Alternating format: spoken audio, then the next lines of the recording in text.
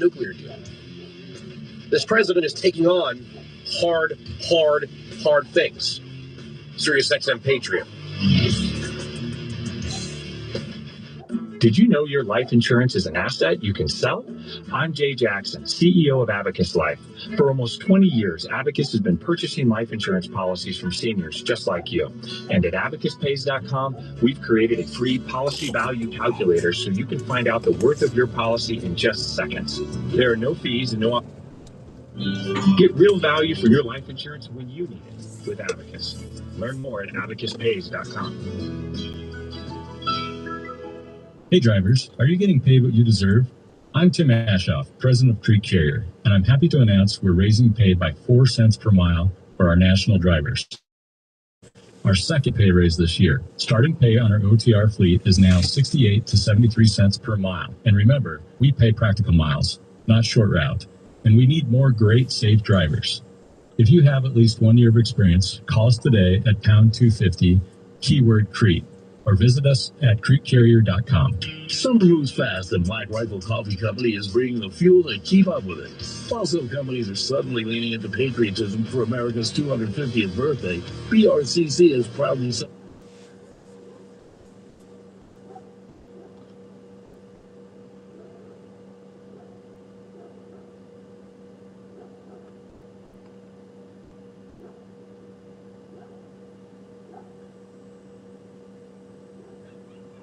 her military, her values, and the people who defend this country since the very beginning. That's what makes Black Rifle different. Every can, every bag, every box purchase gives back to the communities that make America better every day. This summer, stock your cooler with their ready-to-drink cold brew coffee cans in just black and vanilla. Smooth, bold, and built for hot days. Give everybody a few minutes to go ahead and join us. Hey, Norm, how's it going today? Howdy.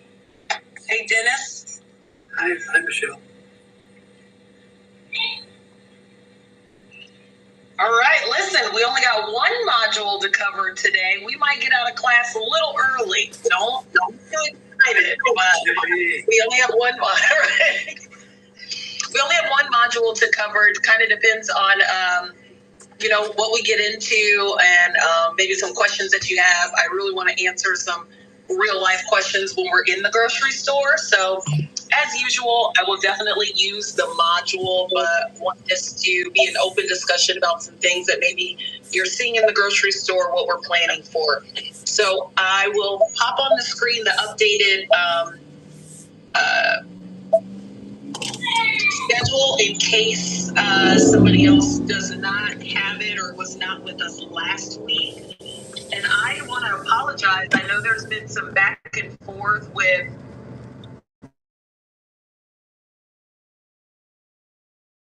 to make sure that I updated the link and then sent out a notice for people today as well, because I know some people have not been getting the proper link. So if not, call me. I will answer unless I'm already in the class. So if you call before in the morning, I can make sure to get you on the list if you don't see it. And you should know the days that we will not have class. So shouldn't see a cancellation unless we really just don't have class that day, which will be that week of September the 8th. Is that when we're not meeting? Let's take a look here. First. Yeah, the 8th. We do not have class on the 8th. So as everybody can see on the schedule, we won't have class on the 8th, but today our coverage is Module 7, so the menu planning, shopping, and cooking. Next week, we have a guest speaker, and that will be one of our health psychologists. All right? So let's recap from last week. We talked about getting fit. We talked about our muscles being important for a couple of different reasons, right? Muscle is more metabolically active. We know that muscle can utilize glucose, aka energy, better, right? We pulls it out of the blood into the muscle so we can utilize it. Think of it this way: when we are going on a trip and maybe we have a small suitcase, but we got a lot of clothes in it. It's kind of overflowing in that suitcase. Your muscle is a lot like that. If my muscle is small, like the suitcase, but I'm trying to, I have a lot of energy, aka clothes, they're kind of falling out of that bag or that muscle, and that means it's spilling into my blood, not allowing it to be processed properly. But if I get a bigger suitcase, then I can fit the clothes in there more comfortably. And that is when you have more muscle in your body. It doesn't always have to be bigger, but if we just have muscles in our body, in our arms, in our legs, that we're utilizing more of, it's going to pull that energy out of the blood into the cell. And it's going to help to pull the energy from our fat cells as well. So when they talk about the body composition and that shift, that's what the body's trying to do and figure out a lot of times on the scale. We all will get to a point where we're going to hit this plateau that's going to be aggravating and upsetting. And knowing that your body is really looking for consistency is important. Think of it as a relationship you would with anybody else, right? Your spouse, your friends, your kids. You gotta love, and trust is built over consistency. Sometimes we think it's our fault. Something's going wrong. I've been doing everything right. As soon as you change that level of consistency and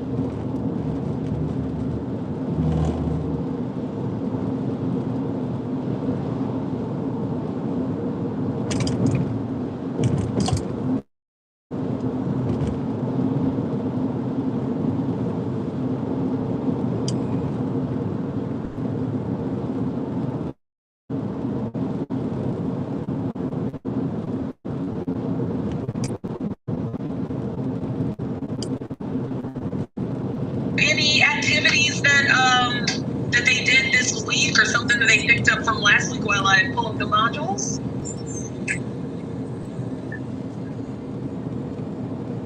I did some stretching and some of the exercises with the chair.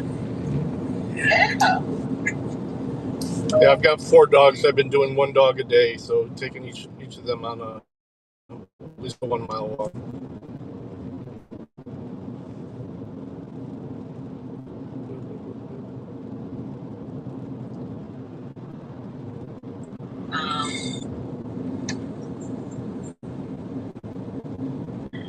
What did you do? Go ahead, say it again. I said I have 4 dogs, so I've been picking 1 a day and taking each one of them on a 1 mile walk.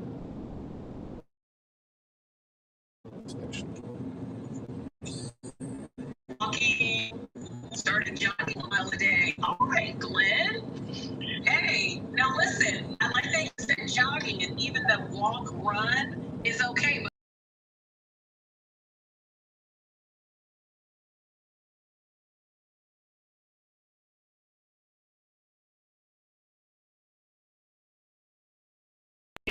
increase. All right. Hey, Martin. I just want to double check. Hey. Hey, you, Cooper? On the phone?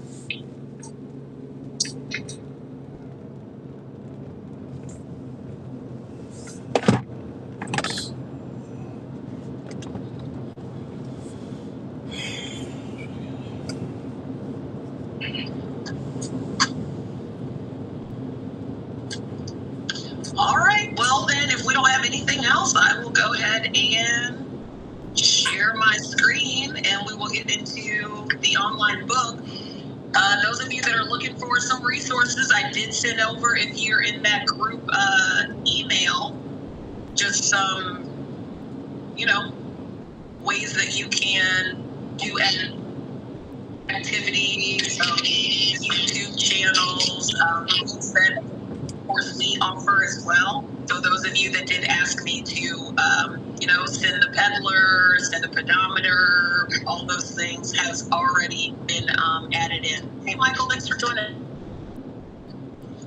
Yeah, my laptop didn't want to work. Yeah, that's all right. You joined at the right time. I'm just downstairs turn my screen, so it is all good. Security. All right.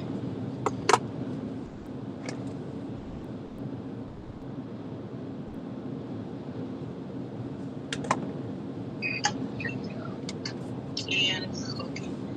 This is where I feel like sometimes a lot of people get hung up in terms of we get into the minutia and the details of what we're supposed to do instead of just stepping back a little bit, scaling back, and we're focusing on just the consistency of small behaviors.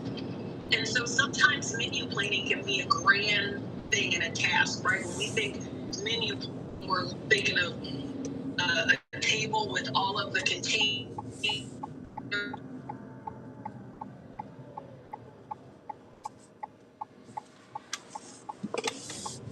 out. I want you to take a step back from that and think about the planning part. Sometimes that's even more important than the actual having the food. You can save yourself if you plan for what you're going to get or what you're going to have. So sometimes if you're like, okay, I know when I go, my job, I'm going to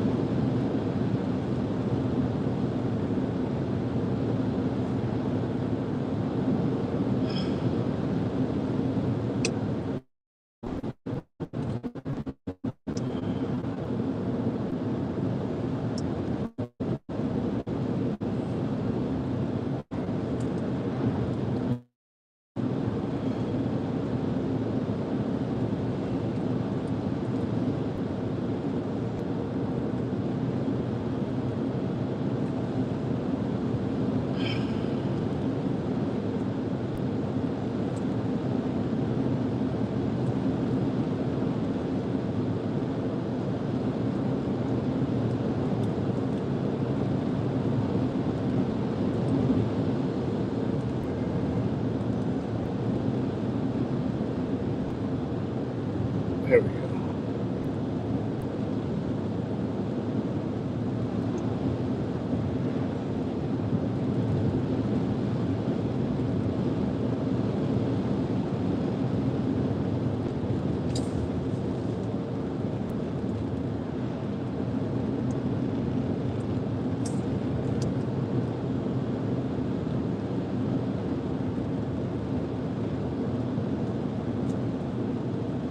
The connect session. Your private and secure video. Your team joins. Please treat your visit as if you were seeing your provider in person. Please dress appropriately. Do not drive or use alcohol or other substances, or engage in other activities. If this is not the time for your appointment, please come back later. If you are a veteran in crisis, call the Veterans Crisis Line by dialing 988 and press 1. If your VA healthcare provider has not joined your appointment 15 minutes after the scheduled start time, please call your VA healthcare facility. Please find your VA health. Welcome to the conference. Fault. It can absolutely be the fault of the person taking it because they're not eating enough. So if it hairs, then if I'm getting headaches, if my skin starts to get itchy, or I'm having GI issues where I feel kind of nauseated, it could be I'm not bringing in nutrition because my thought process and my trigger to make me eat is downregulated. So I'm really going to push and you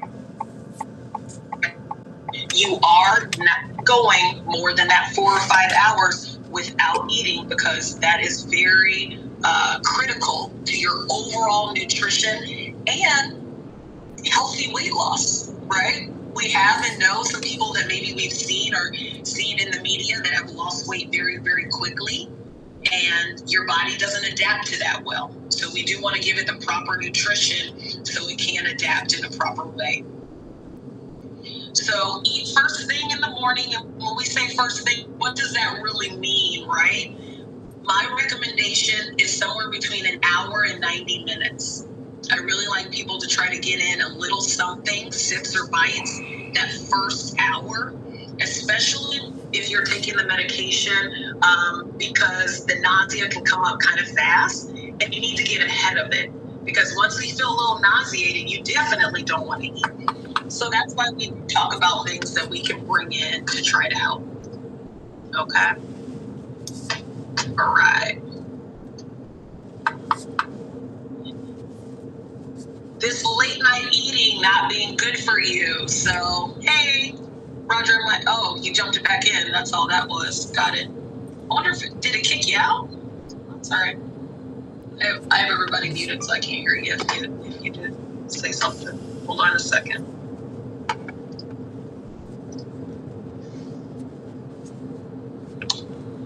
All right. Okay, that last little bullet point here, late night eating. We talked about this. It's not that you can't eat late at night. It's that your insulin level goes down, meaning if I eat carbohydrates and I'm eating chips or breads or carbohydrates, any carbohydrate, that can even be fruit, your body's insulin is down, meaning it's not going to process it. And if it doesn't process it, it stores it as fat because it says, I don't want to do this work. It's too late. Let me hide this work I have to do. Hiding it in the fat cells. So, again, sometimes if we do shift and try to eat a little bit earlier, we're not as hungry on the back end of the day. Anybody ever try to save their calories or not eat and then only to find later in the day, I am hungry. And now it's time for me to make a good decision about what I want to eat because I'm hungry. I just need to try to eat. So sometimes that breakfast can help on the back end of the day so we're not eating some of those foods that can cause us to gain weight. All right, any questions about that piece of what we just chatted about before we go into our planning and our label reading?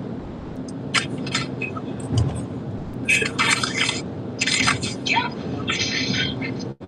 Yeah, Dennis, go ahead. Yeah.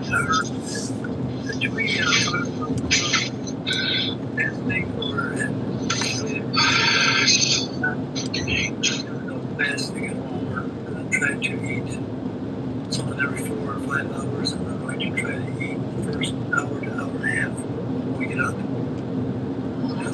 Great question. And the fasting thing about it, you can't participation for scholars will be considered as consecutive.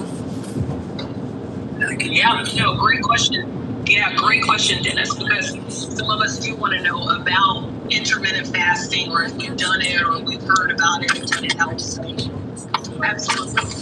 Let me comment on that. Hold on. I'm going to mute everybody just for a minute so I can say this spiel, and I'll open it up again because I hear a little background, and I want everybody to be able to hear. So with intermittent fasting, what typically happens and what the research shows us is it can absolutely help you to lose weight in the beginning. So that first 6 months to maybe a year. But then the likeliness of either somebody staying in the intermittent fasting or what we also call time restricted eating tends to vary. Most of the research is in an isolated environment where they can control when you're eating and when you're not. When we're out into the regular world, what tends to happen is because you're restricting the times that you eat, you usually eat less, or you eat less of the foods that you typically would, because in a sense, you're kind of on a diet, right? You're only eating these foods during this time because I'm restricting other foods and other things during this time. So that's why we typically do see weight loss, but we see a weight regain, and then we don't see it for long term. It's almost the same thing with keto or carnivore as well. We do see some results in the very beginning, but staying with it for long term, more than, like I said, after a year, really a lot of the research falls off.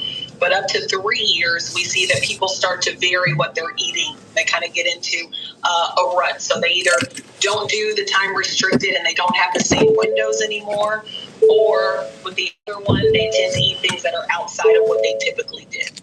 So I'm going to open it up if anybody has questions. It is better for your body to have consistency. If time restricted eating or intermittent fasting works for your lifestyle, yes, right? Because you know you can stick with that for long term. But a lot of times it doesn't fit people's lifestyle. You're trying to make it fit just for an outcome when you necessarily don't have to do that. Thanks, Michelle. Yeah, no problem. right, so let's talk about how we can map out the week. And as I'm talking through this, I do want you all to think about some things that maybe you do at the grocery store or that you've picked up at the grocery store, because right after this, we're going to go into label reading and talk about the key things I want you to look at that are going to be helpful for your body. So start by planning. Like I said, that's the first thing. What does my week look like? If you know there are going to be days that you're going to be busy, whether it be appointments or the grandkids have you running around or you got school that you have to attend, whatever your day looks like, and you know, man, these days are going to be busy, you need to absolutely plan and have some things stashed, because we always know things don't go as planned, right?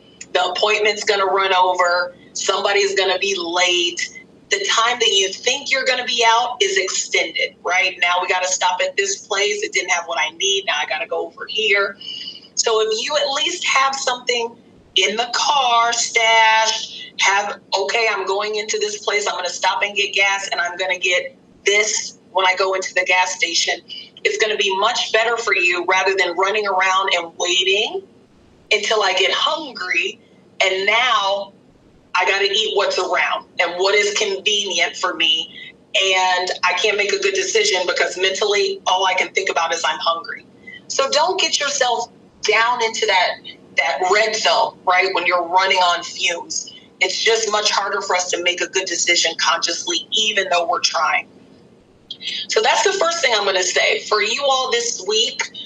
You got Wednesday, Thursday, Friday, and this weekend. Look at what your weekend looks like. Look at what your Thursday and Friday look like. How can you start to implement some things that may help you to not overconsume on the back end or skip meals? Both of them, to me, are equally as bad. When we're avoiding for a long time or we're skipping for a long time, that's not good for our body. And then when we're giving our body more work to do, more food than it needs to process, that's not good for our body. So think that. It says right there, of course, check your schedules.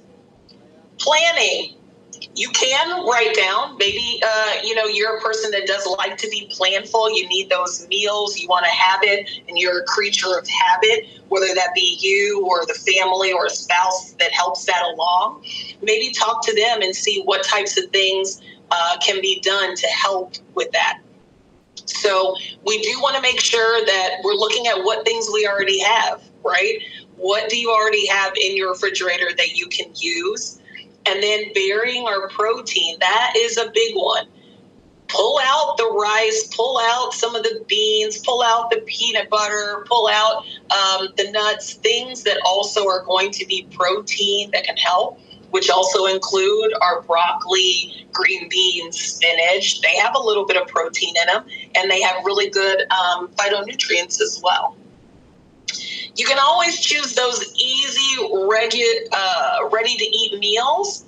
However, I do have a list for you that's a little bit better, higher in protein, but then less in sodium, because we do know the frozen meals and the cans of soups tend to be higher in sodium and maybe carbohydrates as well.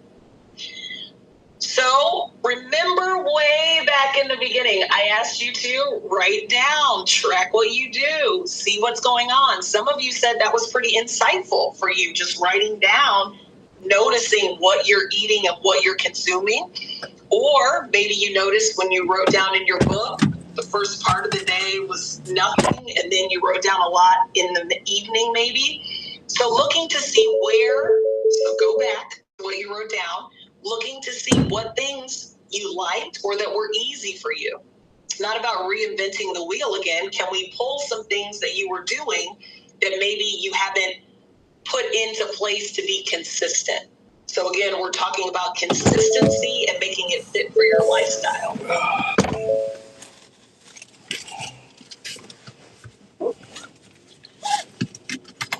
Leftovers are great. A lot of people will use leftovers for their lunches, or they'll have it in the morning for breakfast because there's no particular food item that you have to eat at any time. Anything works. But some people don't. Some people do not like leftovers. They don't want to have reheated chicken all the time. So think about those things that you can grab and go.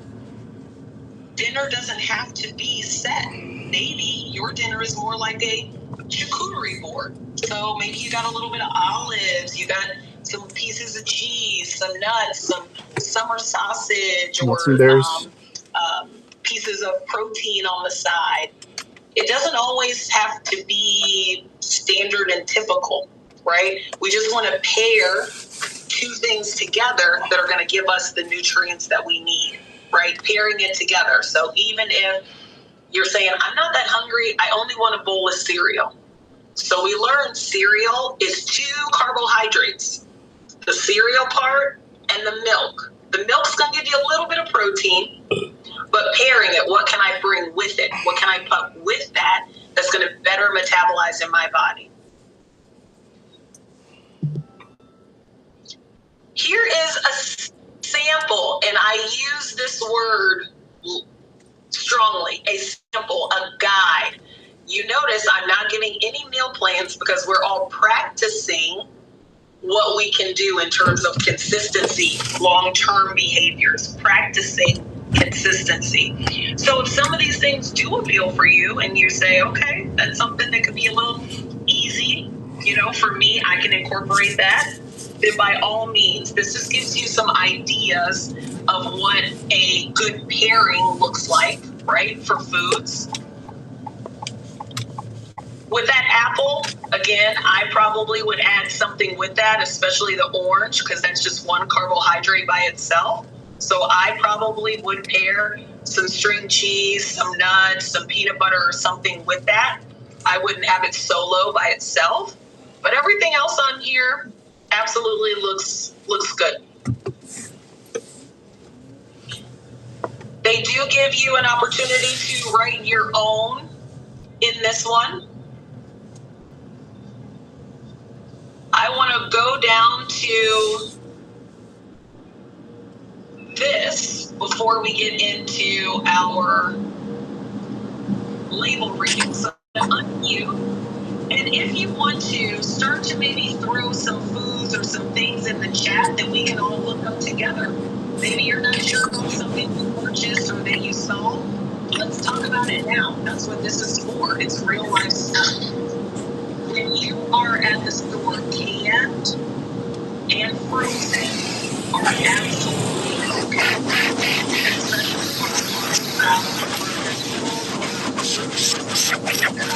Sometimes, especially for some of our fruits or vegetables, when it sits in our refrigerator or on our kitchen table for too long, the nutrients start to go away. They're leaking out into the air. So sometimes we don't have it until 3-4 days later, and our nutritional value has gone down. So what we think is giving us the maximum nutrients because it's fresh produce may not necessarily be. You may also save yourself some money and eat more if it's just more readily available, right? Sometimes we don't purchase it because I don't want to waste money. I know every time I bring it in the house, I don't cut it. It's wasteful, so then you just avoid it. So maybe if we have it in the freezer or in a can, we'll pull it out more likely. The only thing that we ask for that can is for you to triple wash, because that's going to be important. The juice will pour out the vitamins that are in it. So you open up your can, shake the blood,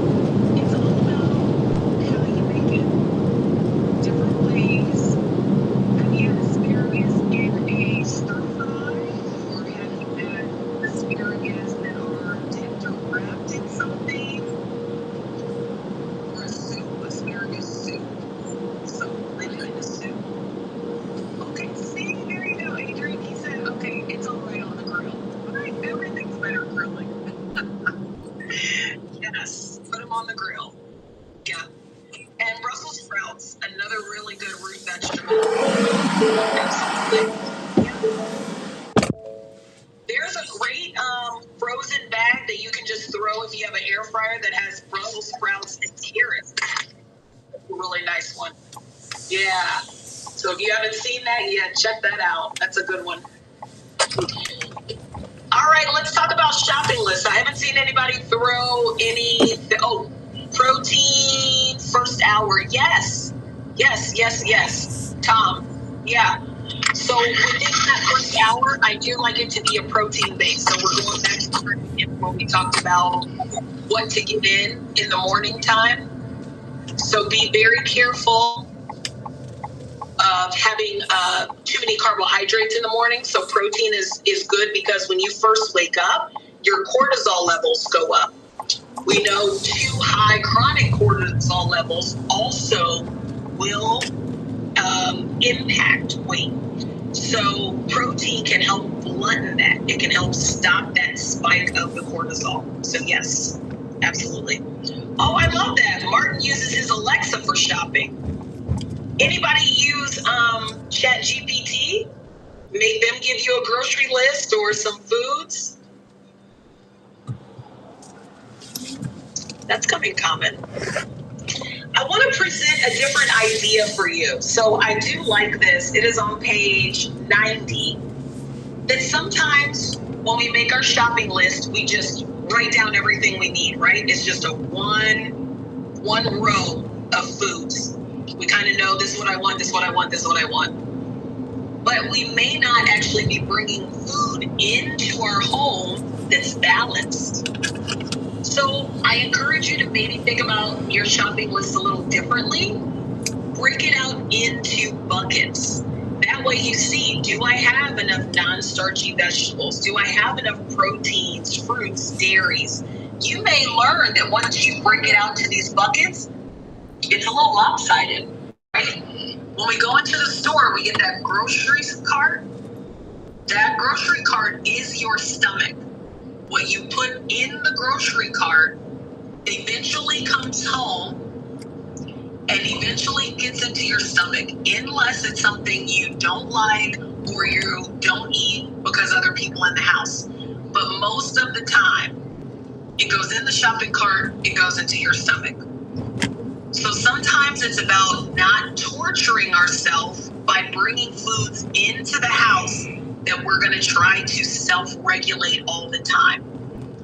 I am not of the school of thought of totally avoiding everything, but it doesn't mean that you have to get 3 snacks or 3 choices, because then when I get home, I have 3 choices and I intend to moderate, but I may not always get a chance to. So just think about that when you're in the grocery store. Don't put it in your shopping cart if it's going to torture you when you get home, right? Have a smaller container, maybe get individual if money allows, because we do know smaller packages cost more, but it could be good portion control for you. So here on 91 is a way for you to try your shopping cart this week. So putting foods in there and seeing if it's balanced. All right, this is the last part, is going to be our label reading. So let's talk about this. Alexa tells you the calorie. Okay, well, ask Alexa how much protein. We're not worried about a lot of calories. We're worried about the balance of protein, carbohydrates, and fats. Those are our macronutrients that need to be at good levels to make sure that we're getting in the proper nutrition. All right, Adrian, you use ChatGPT. All right, what about fish? All right, let me open this up. Let's talk about it. Let's talk about some labels today. What type of fish, James? Tilapia. Yes, tilapia. Tilapia, good source. Bring this up over here. Hold on.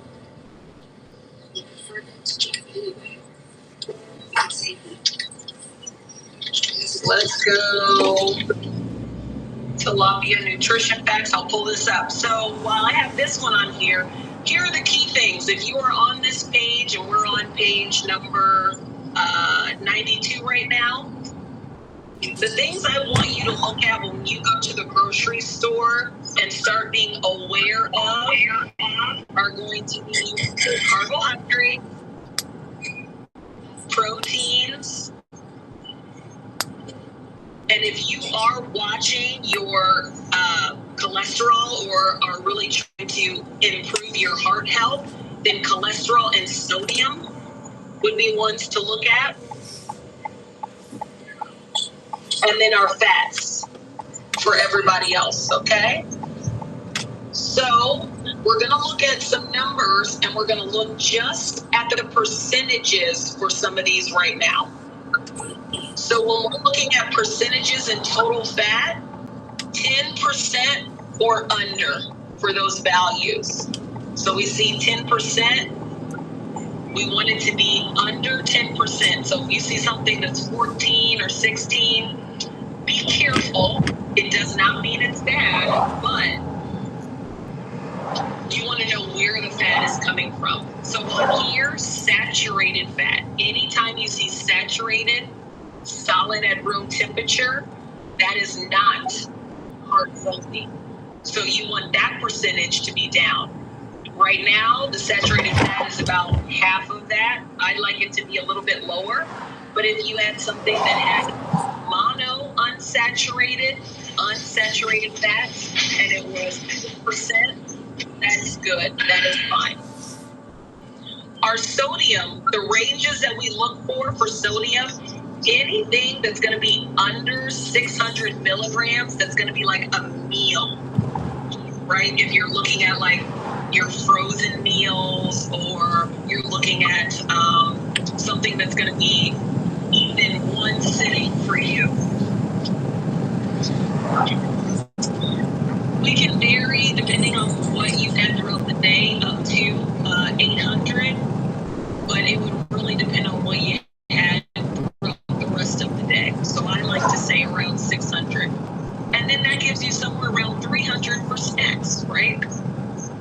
So for your sodium, somewhere around 300 for snacks, somewhere around 600 up to 800 for a meal. Your carbohydrates. So anybody that is watching their blood sugars. So someone has said your A1C is high. Be careful of your sugars. Your glucose numbers are high. Insulin resistance. If you've heard any of those things from your doctor or your PCP, look at your carbohydrates. Your number is between 45, maybe even up to 50. So one thing in one setting, if it is higher than 50, it does not mean you can't have it. It doesn't mean, okay, put it back on the shelf, I can no longer have that. It means maybe you only have half of the portion or half of what it is, because your body, again, needs to be able to metabolize all of that.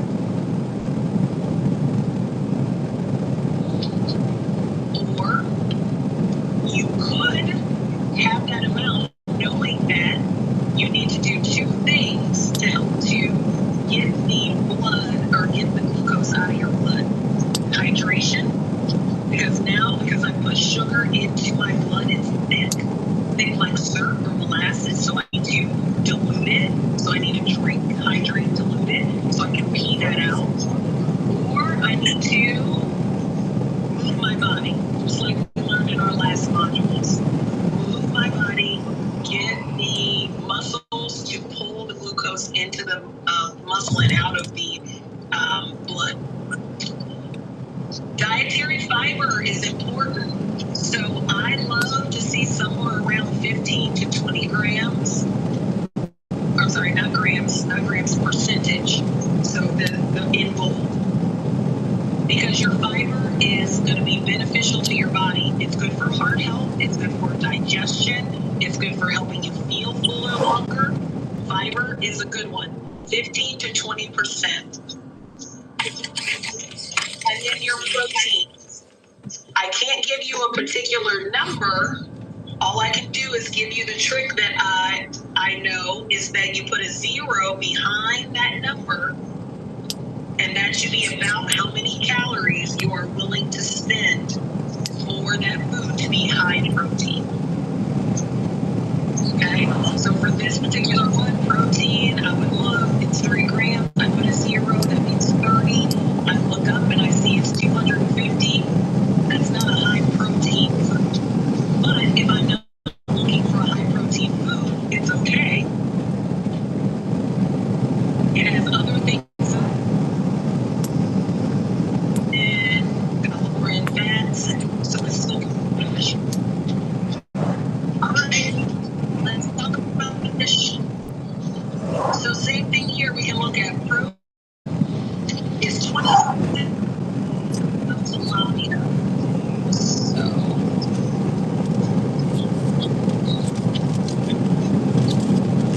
There we go. Now we should see it. So 26. So that means 260 calories I should be able to afford if I want this high protein food. That means this is 128. So that's a good source of protein. It also has B12, which is good, and omega-3. So again, I talk about those healthy fats. Healthy fats help keep you satisfied longer. It helps regulate our hormones, and it also helps with our central nervous system as well. All right. Not a big fan of fish. All right. That's okay. There are way other things. Oh, total sodium. So that will depend. I will say, Dennis, it does depend. I have to give you an example. Should say 2,300. So I'll put that in here. Now, and that's milligrams a day. So if you have had some heart issues or you have trouble with edema or some kidney dysfunction, I probably would take that down to about 1,800. But that just depends on what levels you're at. But mostly 2,300 for milligrams. Okay. I want to look at some soups really quick. Let's do like a chunky, what is it? Campbell's soup, NUTRITIONlive. I heard somebody say very high. It's up there. All right, let's look at images. We can find. All right, let's see. Okay, we got a Texas barbecue burger. Look at this. Oh. Okay.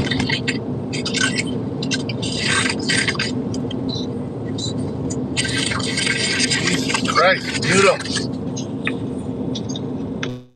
Sorry. I'm trying to find the one that I just had. All right, let's see if we can get it a little bit bigger. All right, 2 servings. So let's look and see here. So for 1 serving, which is 2 servings for that chunky soup, right? So that 1 soup can is not 1 serving, it's 2 servings. So that first column is showing us if I only have half the can. Half the can means I have only 5 grams of fat, 2 for saturated. My sodium is 790 for half. My carbohydrates are 25. My fiber is 3, protein 9. If I eat the whole can, it's 19 grams of protein, 53 carbohydrates. Remember the number I gave for certain people? 1,720 for sodium. Remember the number that I just put down there? That could be high for some people. And then it's 11 grams of total fat. So what we may see on the front of the can may say high protein, 19 grams for this can right here. what are you really getting, right? If I put a 0 behind that 19, that means 190 calories I should be willing to spend. That's almost double. So again, we may want to have half the can of soup and think about what else I can put with that. Can I have a tuna sandwich? Can I have a pack of tuna? Those tuna packs are really good. That can be something also easy on the go. Let's see. Anybody else got any frozen? Oh no! I'm so sorry, James. I ruined it for him. He said he's not a fan anymore. You just break it up into 2 meals.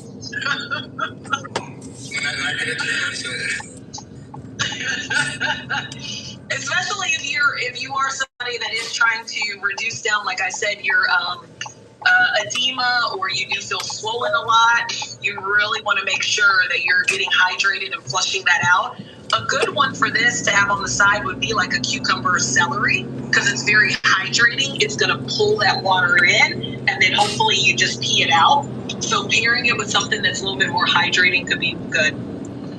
Anybody have any particular frozen meal that they get, or something else that we can look at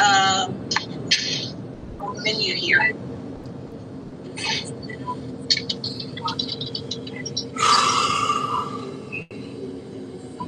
Let's see. Okay, here's one. It's a frozen, no, let's go with this one. It's a PFJ frozen dinner. Let's see what this one looks like. Looks good, right? We got beef and broccoli. You can't get any healthier than that. So again, for whatever this says, it's 2.5 servings. So now you got to share with a person and a half to actually get the nutrition out of it. So we are looking at total fat 23 grams if you eat the whole thing. That is high. Remember, I do want us to try to stay around 10% when we're looking at that bowl. So it is high. I look at what types of fats. This has 15% saturated fat, which means about half of it is that solid at room temperature that may not be heart healthy. We look at our cholesterol and really look at that sodium. Total carbohydrates, 59. And then again, they try to get you with protein, right? 45 grams of protein. If I put a 0 behind that, 450, and I'm going to eat 620 calories. So, Not a good trade-off. You might want to watch.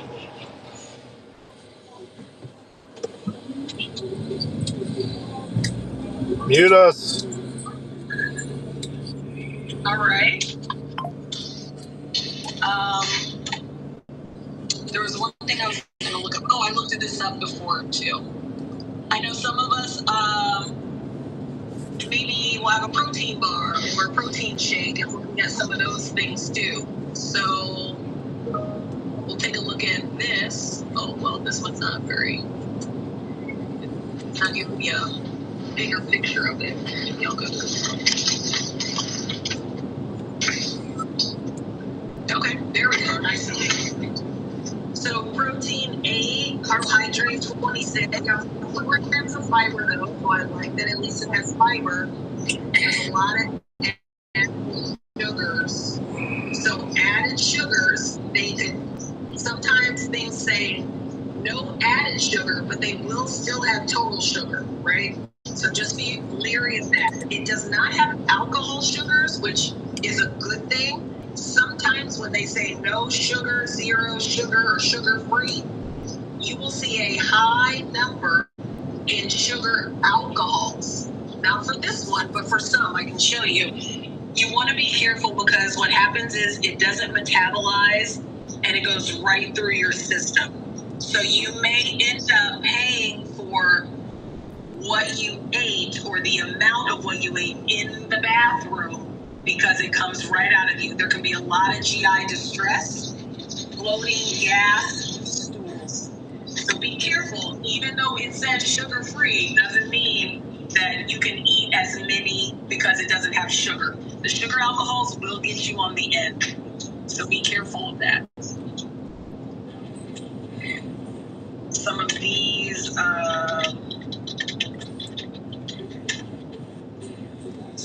some of these things, right? Zero sugar, sugar-free. They're gonna have sugar alcohols in them. So they're better for regulating your blood sugar, but if you have too many, it does not get processed. So careful of that. Okay? All right, I think that I gave you some pretty decent tips there to kind of know and understand what we need to look at for labels. The very end of this I do think is good, and so on page 94, remember those things that I was talking about? It gives you a highlight there of where you want to stay in terms of your fats, cholesterol, sodium, sugars, things like that. So you can tell when they say fat-free, what does that really mean? When they say low fat, what does that really mean? So this is a good indicator of how much.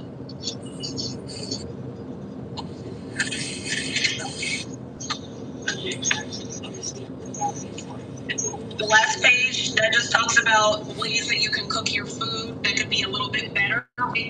Stir fry is always a good one. Slow cooker. Notice microwave is good because fewer nutrients are lost during the cooking process. It doesn't get cooked as much and as long. Okay? All right. That is all I'm going to leave you with today.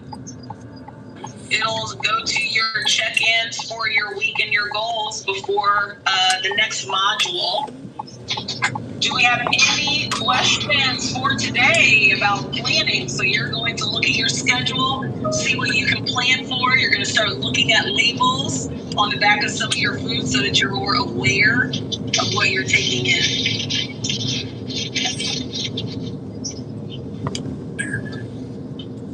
Yep. All right. All righty then. That is it for today. Next week, don't forget you got a guest speaker. And get ready for modules 6 and 8. Sounds good. Thank you. All right. Yeah, you're welcome. Bye. If anybody has a question, I'll stay on. Yeah. Have a good one.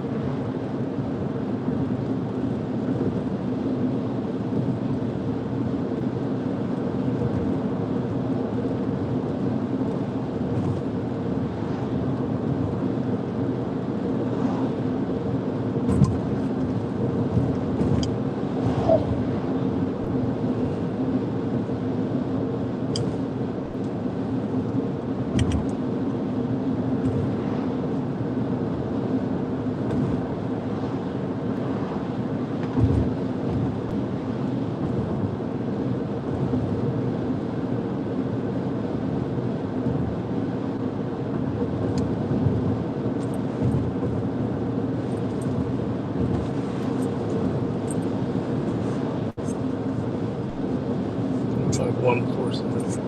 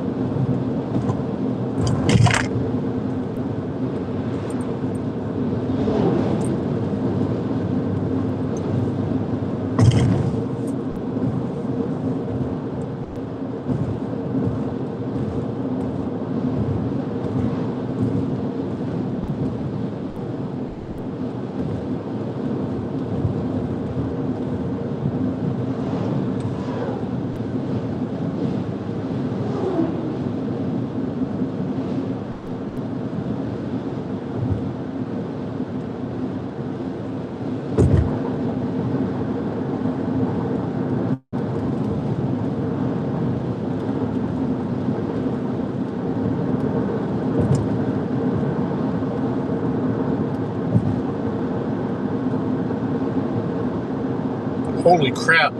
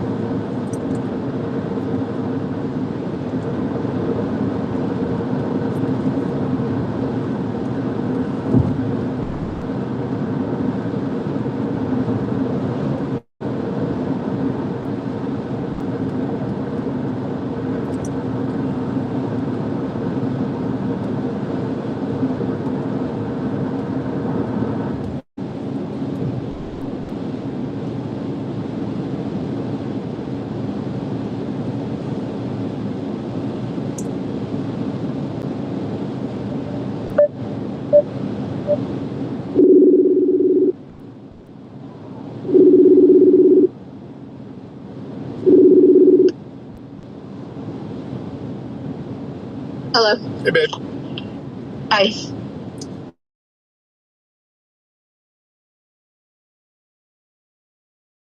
Okay. For the VA. Yeah. So it's the last one I did. Came back first. So it was Okay. just the medical one. Actually, I guess the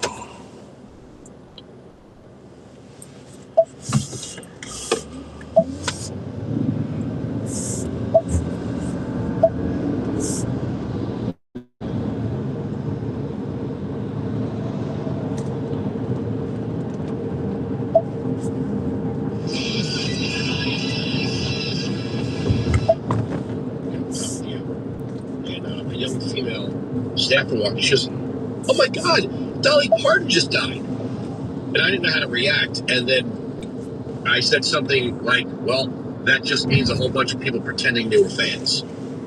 And what? Oh, okay. Well, I'm not going to say the channel she works on. Okay, fine. You said it in my ear. I'm not going to say it on the air. But that's like when Leonard Cohen died. And everybody was like, "Oh my God, tributes to Leonard Cohen." Yeah, can you name one song other than everybody knows? Like when somebody famous dies and people who can't name 3 songs don't just pretend they're lifelong fans. You know, is a celebrity death any more tragic than a regular person's death? And when you have someone that led a pretty damn good life, we're all gonna die. But yeah, I think I hurt some feelings by having that reaction. Wines at 695, Patriot 9572874. But in a way, you know, right? It's like the people that used to wear Motorhead shirts. Don't listen to Motorhead. They pretended they cared because Lemmy died. It was like, hey, come on. I'm not trying to make any light of Dolly Parton. Certainly, she's an icon. But there's also a whole bunch of people that just kind of pretend. Target. Little short thing here. Did you see the costume?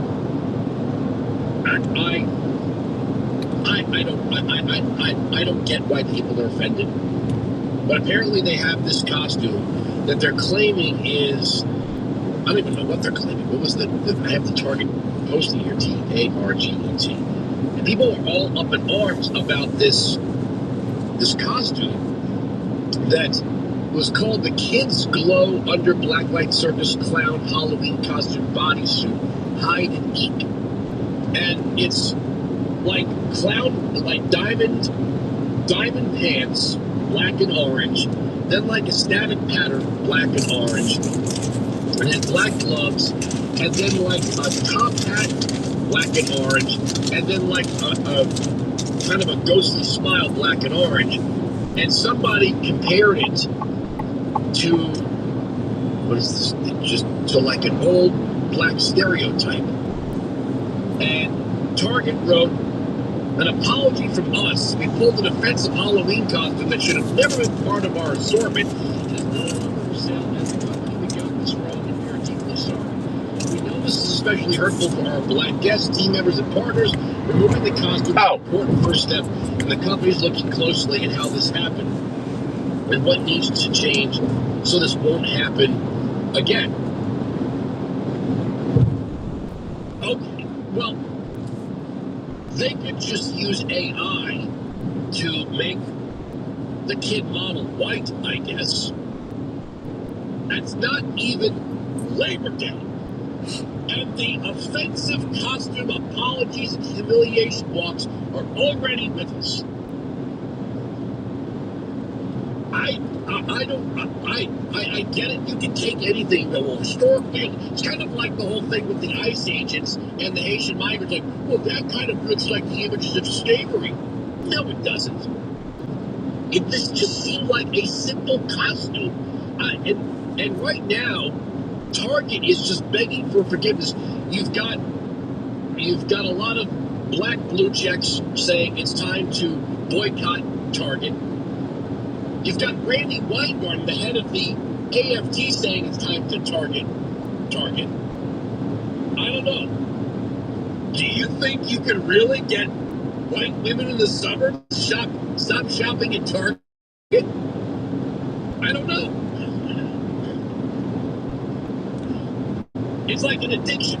I put up a picture of, I didn't know they had this. My youngest daughter is going to be 14, so she's long stopped playing with toys, but apparently Target sells a play set that is a Target.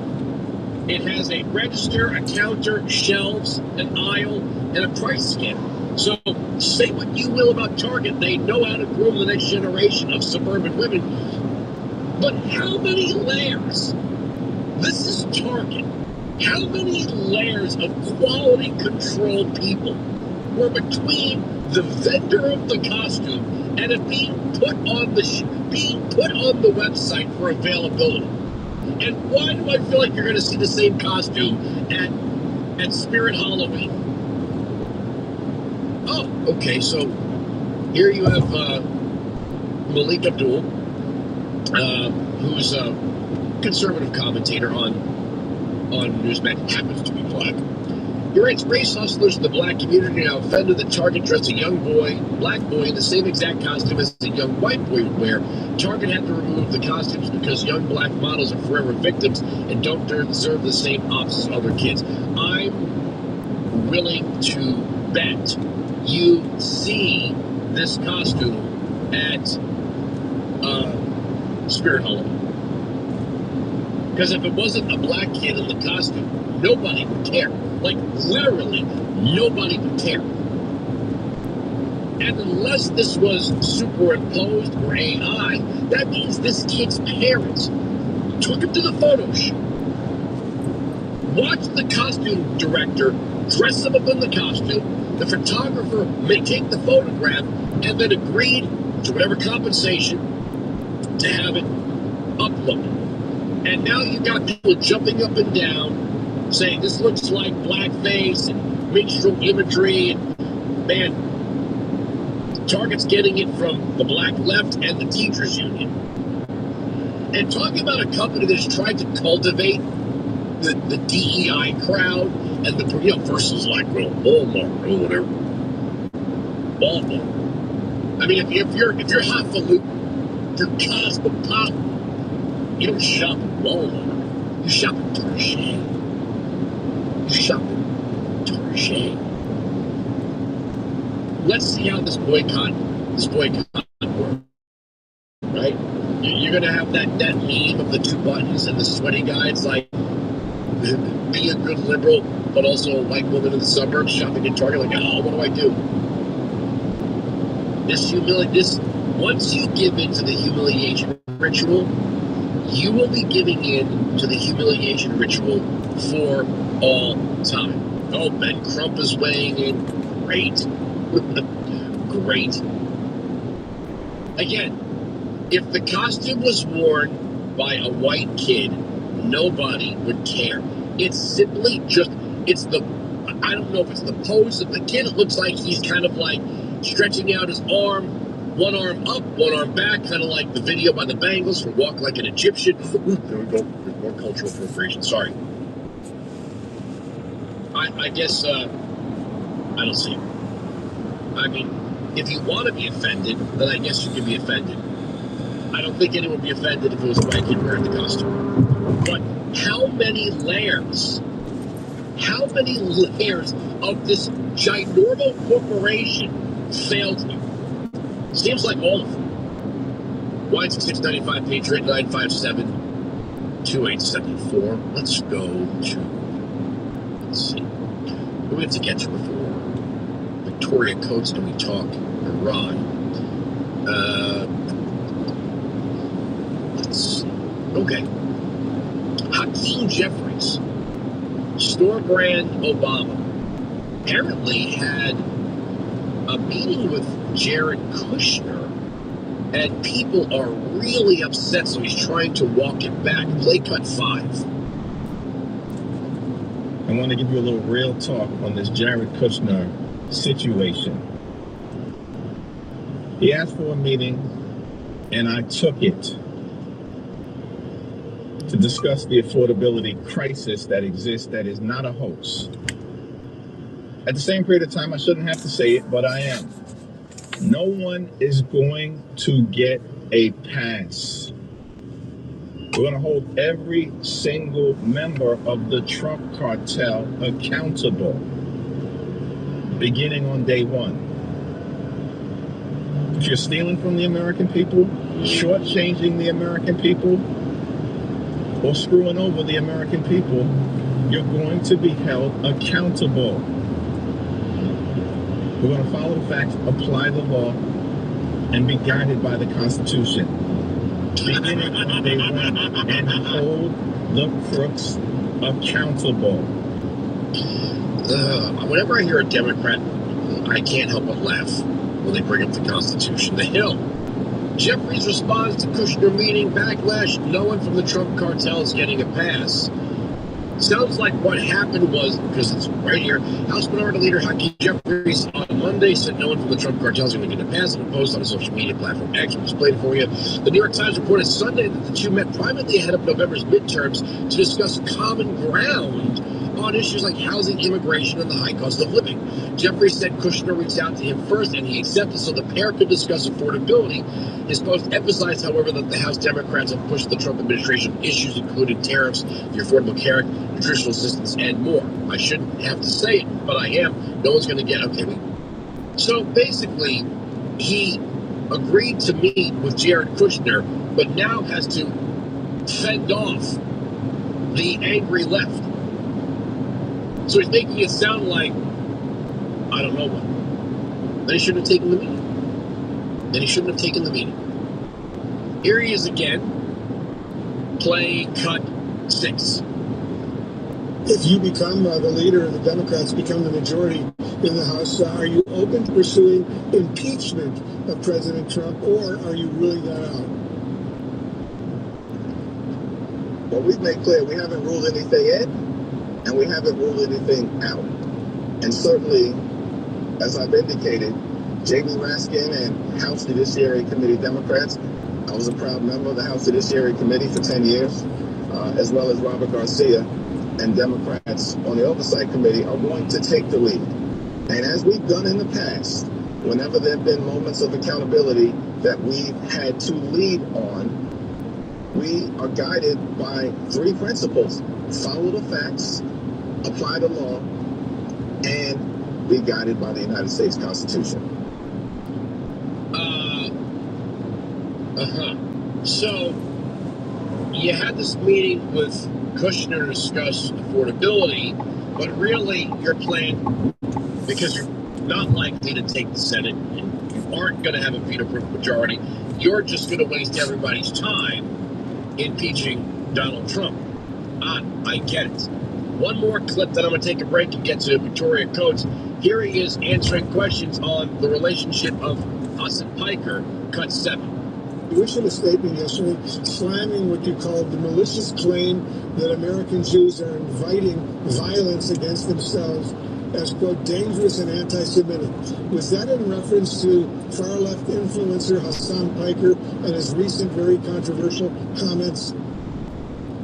Yes, those comments were dangerous, malicious, and anti-Semitic, and should not be tolerated by anyone in the public square. What we're seeing is a startling rise of hate crimes all across the United States of America, but particularly in this moment directed against our Jewish brothers and sisters. And everybody, regardless of ideological perspective, should be willing to denounce this rise of anti-Semitic rhetoric, hate crimes, and bigotry, and actually try to move us to a society where we embrace everyone.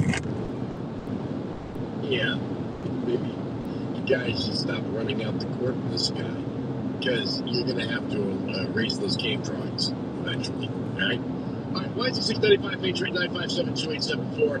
Victoria Coates from the Heritage Foundation joins me next, Sirius XM Patriot. Draft a winning fantasy football team with the experts of Sirius XM Fantasy Sports Radio. Wait on the quarterback. I think the position is as deep as it's been in years. Hear winning strategies, player projections, and expert drafts to help you build a championship team. When the sure things at running back and receiver run out, take Josh Allen. We're talking fantasy football right now on Fantasy Sports Radio, Channel 87, and check out our audio draft kit anytime on the Sirius XM app. Just search Draft Season. Hi, I'm Chuck McDowell, the timeshare cancellation guy and founder of Wesley Financial Group. And I want to set the record straight. I am not an attorney. I've never wanted to be an attorney. And the truth is, I really don't even like attorneys. If I sound like an attorney, I'll apologize. But what I've learned learned in my 15 years in the timeshare cancellation business is you don't need to be an attorney to get folks out of their timeshare. After 15 years and over 50,000 cancellations, I can tell you with confidence, we know how to get you out of your timeshare. Call us today and we'll send you our timeshare exit guide absolutely free with all your options for cancellation. Attorneys, this was meant to be funny, so please don't sue me, especially my friend Kenneth from Black River Falls, Wisconsin. Call now for your free timeshare exit info kit. 800-949-1441. That's 800-949-1441. 800-949-1441. He's Donald Trump's #1 enemy in Congress, Chicago politician Dick Durbin. Now, Durbin has a new scheme. He's doing the dirty work to benefit corporate megastores. Durbin's bill could cut corners on your credit card security, putting your personal data at risk. Big chain retailers and warehouse stores want to inflate their profits, and liberal Dick Durbin would help them do it. Tell senators, say no to the megastores and Dick Durbin. Paid for by the Electronic Payments Coalition. If you're a business owner who's tired of banks dragging their feet, mountains of paperwork, and loan decisions based on your credit score, listen up. Signet does business funding differently. Big banks care about forms, FICO scores, and waiting weeks for answers.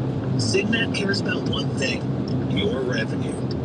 If your business is bringing in consistent income, you can qualify fast. No endless paperwork, no red tape, and you're working with real people who actually understand small business, not some automated system. To qualify, you need to have been in business at least 1 year and average $50,000 a month in revenue or more. If that's you, Signet can show you funding options in minutes. Just go to signetfunding.com. That's SIGNET funding.com. Again, signetfunding.com. No cost, no obligation. Just a quick application to see if you qualify. Fast funding, real people.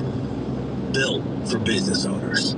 C.C. Washington. The founders' principles of natural law, virtue, limited government, those things stand as a wall of protection against centralized government, emotionally driven rule, and this idea that how people feel should dictate policy. That's freedom. That's 250 years of America. May we have 250 more. Stacy on the right. Weeknight starting at 9 p.m. Eastern on SiriusXM Patriot. Freedom never gets old. The will count majority. Lobbyists for the Constitution.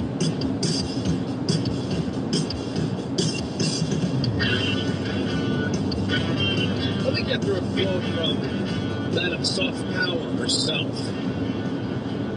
The would-be president, Hillary Clinton, play cut 3. What do you think our founders would think about the current state of affairs? That's question one. Yeah, look, I think they'd be appalled. I think they would be worried because so many of them express their concerns about how best to construct a government that would avoid a return to a king or even a demagogue, how to manage a country without falling prey to the political factions and interests that are part of human nature. So I think they'd be bewildered. I think they'd be appalled. I think that George Washington would be heartsick over what he is witnessing today. I think Thomas Jefferson would absolutely applaud President Trump in Iran. Joining me on the program right now is Victoria Coates of the Heritage Foundation, former Deputy National Security Advisor to President Trump. How you doing?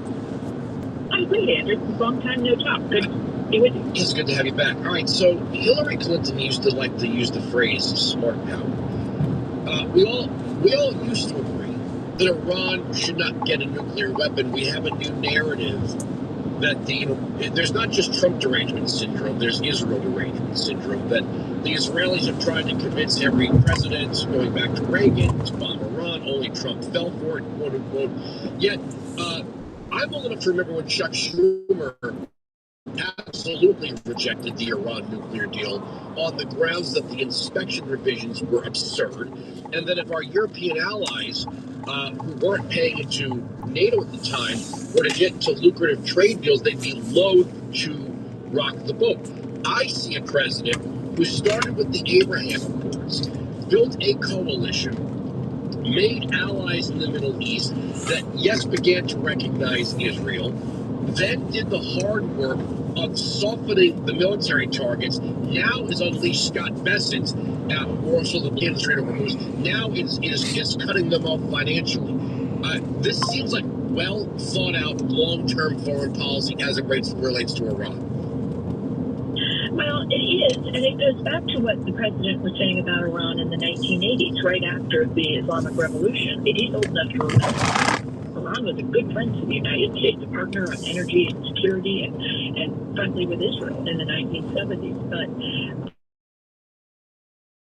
during the first term, I agree, the Abraham Accords for the integration of Israel into the region and the revelations of our interoperability with Israel militarily during Epic Fury, those are all really important. But even more important is the maximum pressure campaign that he directed in the first term. I was part of that. I know what we did to the Iranian economy, and none of that got fixed. They got sanctions relief under the Biden folks, but they didn't invest it. They put it into October 7th and the IRGC and the nuclear program. And last time I looked, those are not things you can eat. They can't fuel your car. And so that's the problem, is now Trump's back for Iran. He's now he has been inflicting economic damage on them. The military damage is very, very real, and that's new. And now we're going to try out Operation Economic Outcast, which should be the coup de grace here. And I think has every chance of succeeding. I know there's some Democrats that would try to make a comparison. I think it's false. But did we underestimate how much they'll make their people suffer? I mean, what did they kill? 40,000 of their own citizens this past year? The dissidents or protesters? It doesn't seem that the regime really cares about how miserable the people will be. It seems like President Trump tried to not harm the average citizen up until this point, probably thinking they would have relented at the blockade. Now we're into basically cutting them off financially. Right, and I don't think he had the illusions about the regime, and certainly they have better intel than we do on what went down that first week in January and the thousands, tens of thousands who were killed. And I think what it really told us is this is different. Their situation is different. Before, it would be 1,000, 1,500 protesters killed in 2019 and 2009.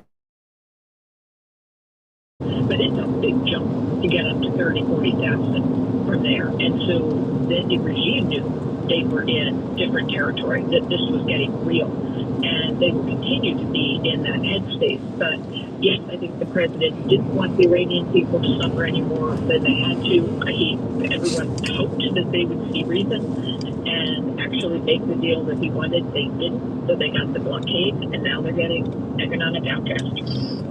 Here's what I don't understand. I don't have your expertise. I never served in the military, and I don't have any intelligence gathering. If Iran asserts that their enrichment is for peaceful purposes, then why would they bury the whole operation in a mountain? That is an excellent question. In multiple mountains, when you're in dire financial straits, why do you spend billions upon billions of dollars that you don't have on something that you shouldn't eat? And why would you then start enriching up to 60%? You sometimes need very small amounts of that highly enriched uranium for cancer treatment, but not to the degree that the tens of thousands of sophisticated centrifuges that they have spinning. And in Scotland, why do you keep plans for a nuclear weapon that the Israelis have to go in and take out in the dead of night from some bunker in Tehran and lo and behold, they kept a plan for a nuclear weapon. All of that makes no sense if you simply want a peaceful civilian nuclear program like the one UAE has.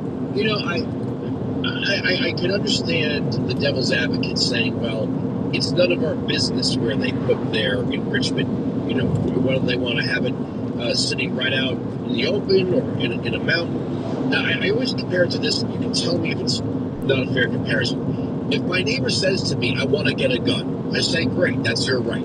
If my neighbor says, I want to get a gun to kill you and your family, then I have a problem. And because Iran has demonstrated since 1979 its goal is to destroy the great Satan, us, and the little Satan, Israel, then I do want to know why they're burying and obscuring a supposedly peaceful program. If it's for peace, then why do you care if anybody sees it? If it's not a military secret, it's just to provide power or electricity, then you should always be proud of it. Well, exactly. And I mean, if this would be your neighbor who's flying a flag that says death to Andrew, you know, and I'm going to go get a gun. And then you might have some real questions about that and whether or not that person should receive a gun license under our rules if he is already making violent threats. And so, no, their motto since 1979 has been death to America.